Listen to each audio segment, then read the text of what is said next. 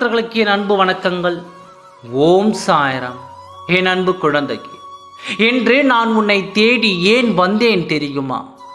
தினம்தோறும் நீ வடிக்கும் கண்ணீருக்கு நீ கவலைப்படுவதற்கு அளவில்லாமல் போய்விட்டது.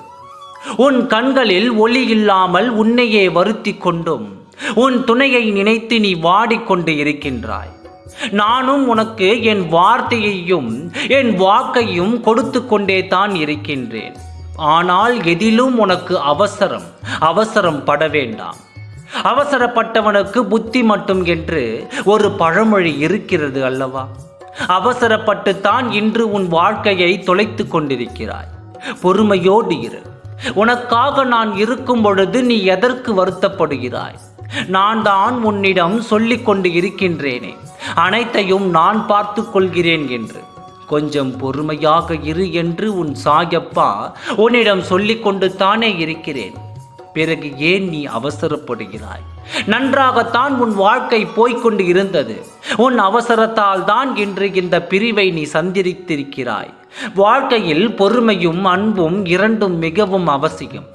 இந்த இரண்டும் இருந்தாலே வாழ்வில் எந்த ஒரு பிரச்சனையும் வராது. என் அன்பு குழந்தையே, அன்பு என்பது பிறரிடம் நாம் எதிர்பார்ப்பது அல்ல. அந்த எதிர்பார்ப்பை முதலில் நீ அவரிடம் கொடுக்க வேண்டும்.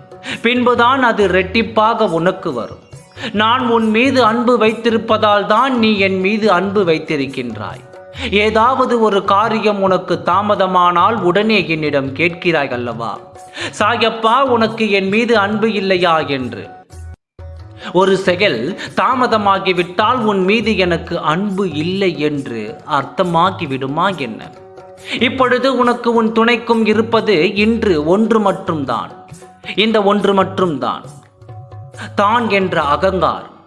அது இருந்தால் வாழ்க்கையே அழித்துவிடும்.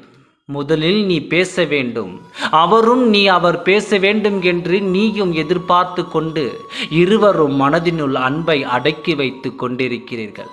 அன்பு என்று வந்துவிட்டால் அந்த இடத்தில் பிடிவாதம், கோபம், தன்னலம், அகங்காரம் இது எதுவுமே இருக்கக்கூடாது.